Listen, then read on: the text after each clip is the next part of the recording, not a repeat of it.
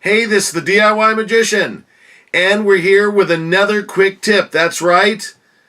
The quick tip is how to store your overstock business cards. Now, I say overstock because if you get a business cards, you get them in those big boxes, but you want to carry them around with you. You carry them in these little containers here. These are from Dollar Tree. It's called a lock top snack container. This is a 2-pack, but I've had bonus 3-packs at Dollar Tree. But basically all you've got right here is 2 little snaps on the side. The lid comes off, and you're able to store a good amount of business cards in there and hand them out like crazy.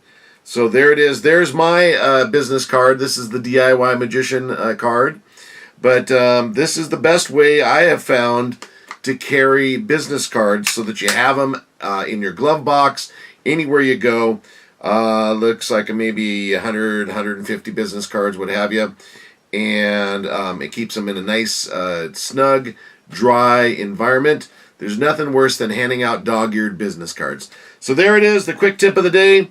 Go to Dollar Tree, get your Snap Top snack containers, I think is what it's called, for your business card storage. Again, this is the DIY Magician. Until next time.